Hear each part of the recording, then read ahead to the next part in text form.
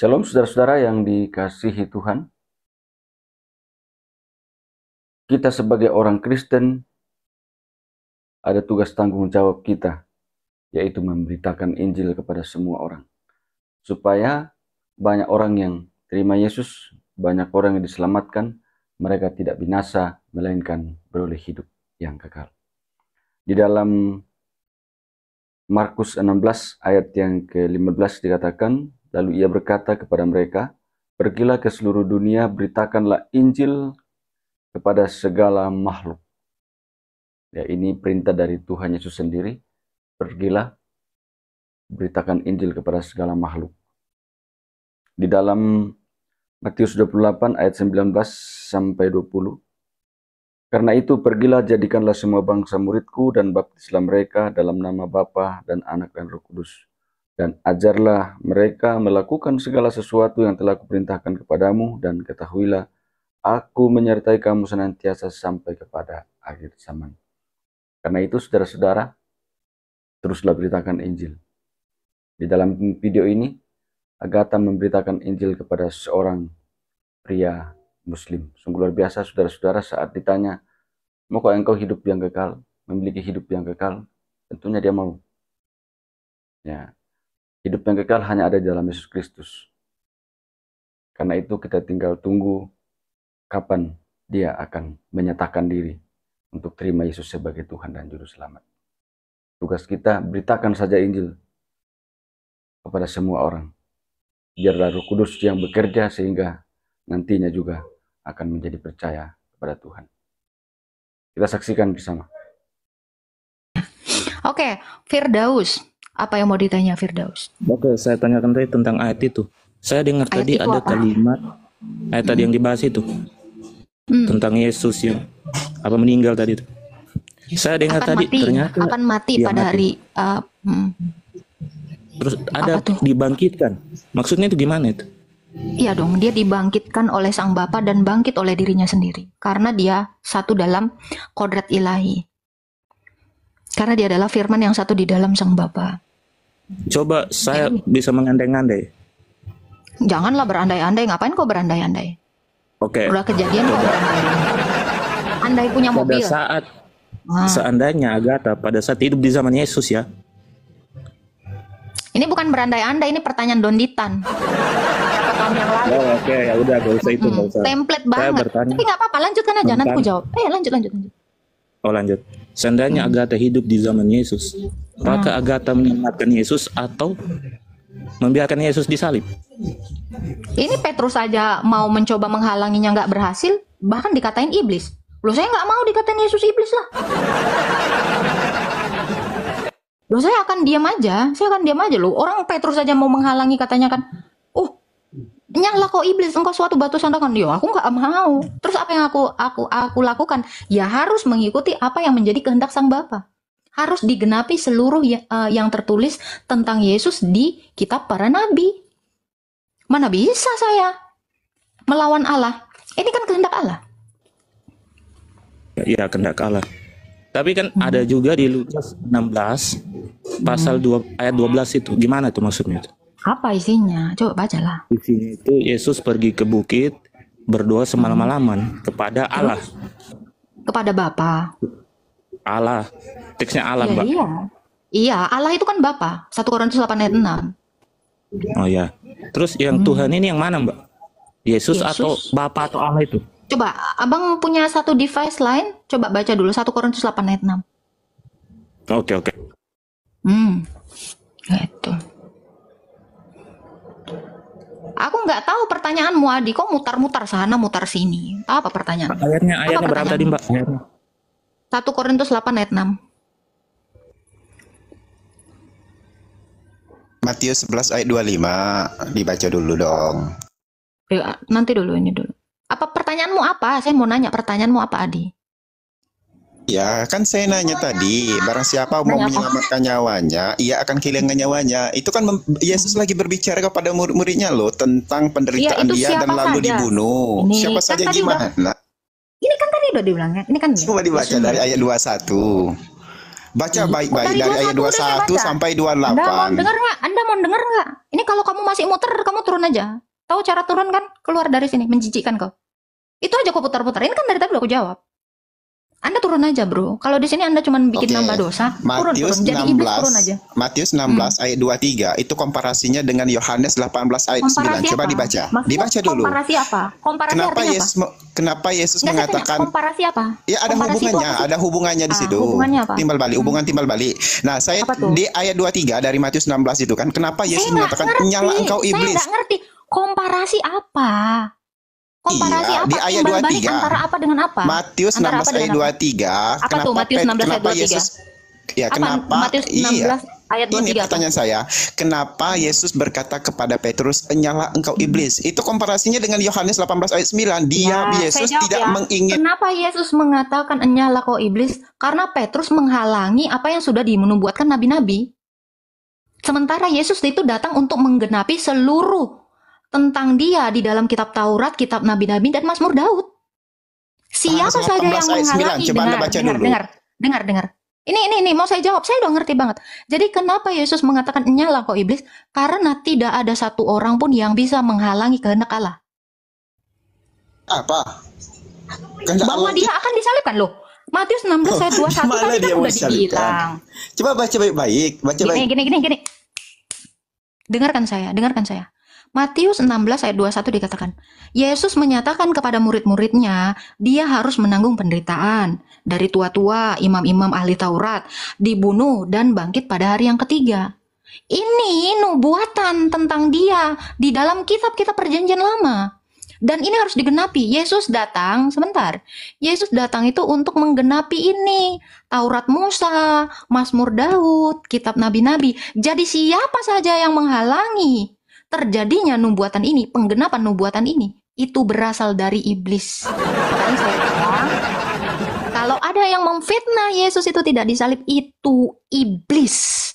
Karena Yesus itu tidak pernah lengah ketika dia menjadi manusia. Dia tidak pernah lengah terhadap nubuatan yang dia berikan kepada nabi-nabi. Jadi kalau ada yang mau mengatakan Yesus itu tidak disalib, itu iblis. Tidak boleh. Makanya kenapa Petrus dikatakan iblis? Muridnya sendiri mencoba menghalangi, dikatakan iblis. Jadi kalau ada iblis-iblis dari goa mengatakan Yesus tidak disalib, maka jangan percaya. Ya, saya nggak kejang-kejang. Ini jawaban saya. Kamu mau percaya atau tidak, ya itu silakan. Ya, silakan Firdaus. Apa? Udah ketemu ayatnya? 1 Korintus 8 ayat 6. Sudah. Di situ ada Allah Bapa sama Tuhan Yesus Kristus. Namun bagi kita hanya ada, ini saya hafal. Namun bagi kita hanya ada satu Allah saja, yaitu Bapa, yang daripadanya berasal segala sesuatu, dan satu Tuhan, yaitu Yesus Kristus, yang oleh Dia langit dan bumi ini diciptakan, segala sesuatu diciptakan, dan karena Dia kita hidup. Jadi siapa yang menciptakan langit dan bumi ini, itu adalah Allah Tritunggal. Itulah di dalam keilahiannya. Di dalam kodrat keilahiannya, Yesus itu adalah firman yang satu di dalam Bapa. Tetapi di dalam kemanusiaannya, itulah gelar Tuhan diberikan kepadanya. Jadi memang di dalam Alkitab itu hanya ada satu Tuhan, satu Allah, yaitu Allah Tritunggal, yaitu Sang Bapa. Dan satu Tuhan itu adalah Kristologi, firman yang menambahkan kodrat kemanusiaan. Itu yang dikatakan Tuhan. Ada lagi bro, yang mau ditanya bro? Sebenarnya banyak sih ya, tapi ya udahlah. Itu saja. Apa? Ini tentang apa? Tanya aja. Tentang Yesus kan di Yohanes 5 kalau nggak salah ayat 30. Apa tuh? Yohanes 5 ayat 30 kenapa? Yesus, apa katanya di situ narasinya kurang lebih gini, Yesus itu utusan dan dia tidak menghakimi sesuatu apa yang saya dia bacain ya. Sendiri. Ya, silakan. Yohanes 5 ayat 30. Bro, kalau kamu mengutus suaramu ke Yogyakarta dalam rupa perkataan, ya, kamu telepon lah orang-orang di Jogja, itu kira-kira kamu ngerti nggak itu maksudnya apa? Mengutus ya, itu saya mengeluarkan suara itu, bukan mengutus. Iya, itu kamu lagi mengutus suaramu itu, lagi mengirimkan suaramu itu ke Jogja. Nah itu kira-kira kamu tetap satu dalam hakikat manusia atau ada oknum lain? Waduh, saya bingung kalau begitu. Oh, kok bingung sih? Soalnya kan kata utusan itu pasti berbentuk fisik. Siapa bilang? Dia itu Sekarang saya tanya, coba, kamu Islam atau Kristen, bro? saya Islam. Oke, coba kalau di Maryam 83 Allah mengutus setan-setan. Setan itu ada fisiknya nggak? Saya tanya. Ini itu kan itu dia bab goib. Kan dia goib dia itu. Oh, tadi kalau kamu bilang kalau diutus berarti ada fisiknya. Iya kalau setahu aku. Loh, jadi gimana itu Di setan ada zaman fisiknya dulu itu? juga, di zaman dulu juga itu setan banyak itu apa? Setan itu sifat Banyak atau itu makhluk? berganti Nah, anu, saya tanya, jadi setan itu sifat atau makhluk? apanya? Setan itu sifat atau makhluk sih menurutmu? Sifat itu seperti apa? Tingkah laku begitu itu sifat. Enggak, saya tanya, setan itu sifat atau makhluk? Setan itu sifat juga, makhluk juga. Oke. Cuma dia berada Kok di bisa? yang gaib-gaib. Oke, sifat aja bisa diutus sama Allahmu. Ya, ini kan berbicara konsep karena dia kan Tuhan, Enggak, saya Yesus tanya, kan Tuhan. sifat aja bisa diutus sama Allahmu. Apalagi suaramu bisa kau utus kemana aja. Terus Oh, kok berarti langsung kau bilang lah suaraku ini adalah nabi gitu. Karena saya mengutus suara saya. Atau setan tadi udah diutus Allah, dia jadi rasul gitu. Kira-kira Bukan, gimana kan itu ini kan Maryam konsepnya 83? bukan begitu.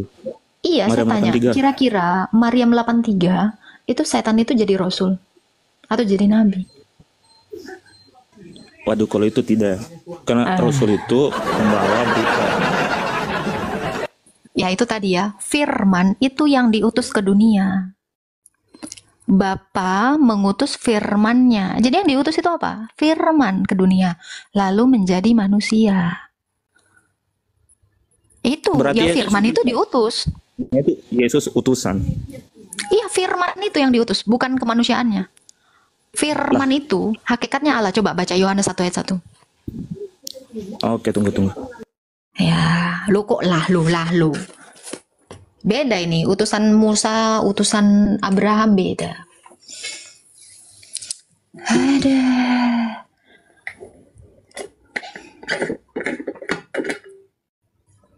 Oh ya, maka padahal pertama firman. Apa? Pada mulanya Ya, telah adalah firman itu. Firman itu bersama-sama dengan Allah. ya. Dan firman itu adalah Allah. Jadi kodrat Allah. firman itu Allah. Dia bersama-sama dengan Allah yang Kan adalah gini, Bapa. 1 pada Korintus 8 mulanya ayat 6. awan. Sebentar, saya selesaikan. Tadi kamu sudah saya suruh baca 1 Korintus 8 ayat 6. Ya kan? Ada satu Allah, yaitu Bapa. Allah itu adalah sang Bapa. Bapa itu mengutus firman-Nya sendiri yang ada di dalam dirinya ini. Itu yang diutus ke dunia. Baru jadi manusia. Sama nggak dengan Musa? Musa itu utusan yang memang dari dunia ini diutus kepada Bani Israel. Tetapi berbeda dengan kepengutusan firman itu. Firman itu dari sorga. Diutus ke dunia. Beda dengan manusia yang diutus dengan manusia lain. Beda. Allah mengutus Allah. Paham nggak di sini, bro? Makanya saya bilang tadi analoginya ini, pendekatannya adalah kamu mengutus pikiranmu melalui suara. Kamu sedang mengutusnya ke tempat saya ini di Maldives. Tanpa kamu kehilangan suaramu, tanpa kamu kehilangan pikiranmu. Kamu sudah mengutus suaramu sampai ke sini. Apakah suaramu itu adalah utusan? Di dalam Alkitab sendiri, Yesus itu tidak pernah mengatakan aku utusan. Gak ada. Bapa mengutus aku. Cari. Iya. Cari di Alkitab kalau ada pengakuan Yesus, aku adalah utusan. Gak pernah ada. Bapa Oke, mengutus nanti aku. itu jadi PR saya. Bapa jadi mengutus aku. Aku diutus Bapa. Gak pernah dia bilang, aku utusan. Gak pernah. Cari aja dalilnya kalau ada. Mencret botak sariawan, muntah darah, opnam, gak akan nemu kau. Oke, itu jadi PR saya jadi PR. Itu jadi Gimana? PR saya jadi PR. Iya, nggak apa-apa. Bagus itu, bagus. Bagus untuk kesehatan mentalmu. Ini kayaknya kau udah paham. Sudah paham. Oke, Sedikit kapan lah. dibaptis? Waduh. Kapan baptis? Coba kamu baca Yohanes 17 ayat 3. Coba kamu baca. Kamu ngomongin utusan kan? Coba baca Yohanes 17 ayat 3. I just give them months, na na na na na na na na na. Alebay. Berapa tadi, Apa Kak? tuh? Ayat Yohanes berapa? 17 ayat 3.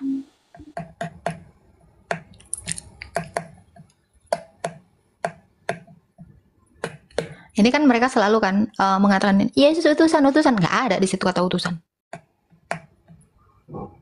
Yang telah engkau utus, bukan, nggak ada dibilang aku utusan, nggak ada. Aku aja kalau diutus mamaku nggak lantas aku jadi utusannya, tetap aku anaknya. Masalahnya mamaku udah mati. Bye.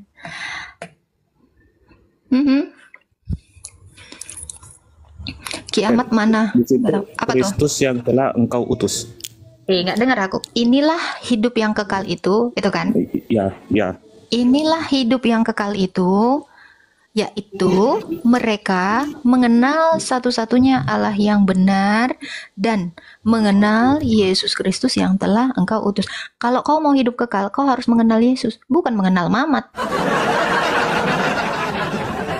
Kau harus mengenal utusan Bapa, yaitu Yesus, bukan mengenal Musa.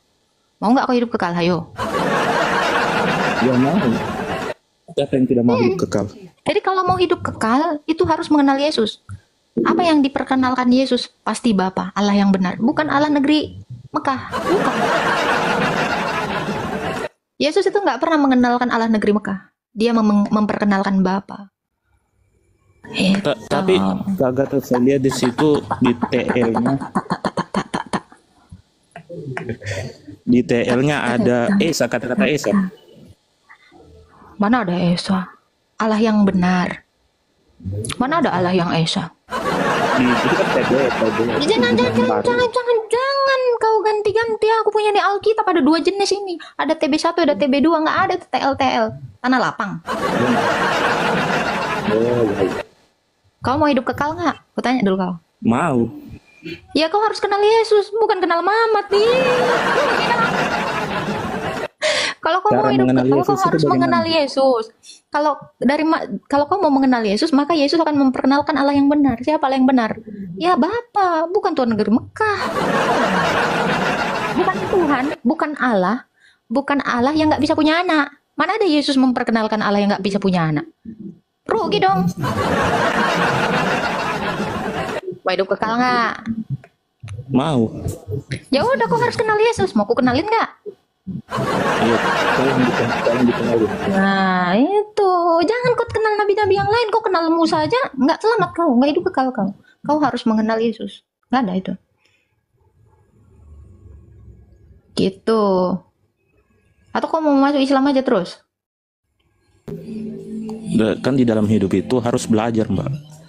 Iya, kalau kau cuman masuk Islam, kau nggak akan kenal Yesus. Karena di dalam kitabmu nggak diperkenalkan banyak tentang Yesus. Oh, serius? gitu ya. Iya dong.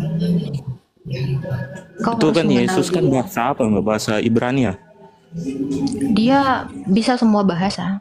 Lu saya bahasa Indonesia ini aja dia melihat ini, tahu dia. Ketika Yesus itu hidup di antara para manusia, ya, tepatnya itu di Israel. Israel saat itu bahasa yang mereka gunakan sehari-hari itu adalah bahasa Aramaik dan bahasa Yunani Koine. Bahasa sehari-harinya itu adalah bahasa Yunani Koine. Jadi Yesus itu menggunakan bahasa Yunani Koine. Gitu. Makanya kitab kami ini juga berbahasa Yunani, bukan bahasa Ibrani. Seperti itu, Bang. Nggak ada bahasa Arab ya, Bang? Tapi di TL itu ada bahasa PL, ada bahasa TL itu apa sih? TL itu apa sih? Terjemahan Tungalungu. lama. Ya ini saya terjemahan lama nih. Ini saya punya TL. Yohanes 17 ayat 3. Ini saya pakai TL. Ini terjemahan lama nih. Loh, kan udah saya bilang saya punya keduanya. Ini TL, yang ini TB. Siapa bilang Allah yang Esa? Kalau di Yohanes 17 ayat 3 itu Allah yang benar, bukan Allah yang Esa. Allah yang Esa itu di Matius. Coba lihat TL-nya, Mbak, TL. Ya. Tunggulah. TL kan? Tunggulah nih ya. Inilah hidup yang kekal itu, yaitu bahwa mereka mengenal Engkau satu-satunya Allah yang benar Nih, ini saya buka kamera. Hmm.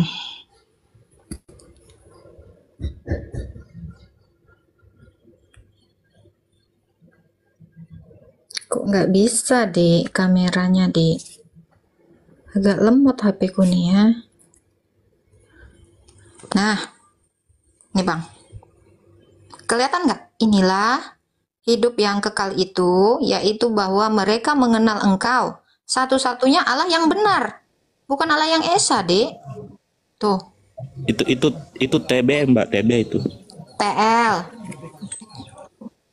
Nah, ini tahun 2000 berapa ini? Nih, saya akan kasih tahu kau. Nih, Agustus tahun 2000. Di mana ada TB tahun 2000? Itu TB Mbak, itu baru TB itu, terjemahan Ini TB itu dia. Ini TL, terjemahan LAI 1974. Nih, ya kalau di tahun 2000 ya ini baru. Nah, ini yang TB itu yang ini, nih. Nih, ini saya baru beli nih. Nah.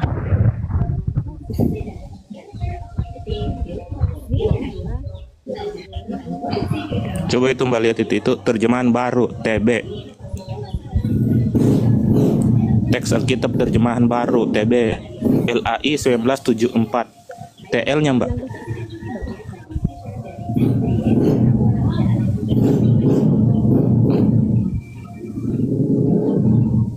Itu apa itu TB itu Mbak, TB. Coba Mbak lihat baik-baik itu dalam kurung itu TB. Tahun ini, tahun 2000. Agustus tahun. Semua juga akan dikatakan terjemahan baru. Ini TB2. Saya ada ini. Itu TB semua Mbak. TB2, TB itu TB kan semua. Coba cari TL-nya, ternyata Allah yang esa. Coba kamu buka kamera deh. Kamu bisa nggak? Saya cuma pakai satu handphone, Mbak. Di handphone saya ada Alkitab yang ada TL-nya, TB-nya sama. Ini seriusan gue nggak ada suara? Ada. Apa tuh? Coba kamu buka aja. Aku nggak tahu terjemahan lama itu yang mana. Itu yang pakai bahasa ini ya, mendem ya? Enggak jelas ini. Enggak. Udah nggak? Iya, ini handphone saya agak budek. Tunggu ya, gua beli iPhone baru ya. Makanya kalian tuh ngasih banyak-banyak gift ya sama saya. Biar saya beli handphone baru, nanti saya beli mic atau sound card lah. Kalau yang Arab gundul nggak tahu. Iya, karena Arab gundul itu Mbak nggak harus belajar dulu Mbak. Ada lagi yang mau kamu tanya. Jadi itu ya, kalau kamu mau hidup kekal, kau harus mengenal Yesus dan mengenal Allah yang benar. Kalau kau mengenal Allah yang salah, kau nggak hidup kekal. Kau meninggal. Oke, berarti kalau mengenal Yesus itu harus mengikuti semua ajaran Yesus ya? Oh iya dong, harus sama seperti Kristus. Oh iya. Oke, nanti saya lanjut. Saya mau sholat dulu. Oke, silakan. Alhamdulillah. Mau sholat apa di jam segini? Hah?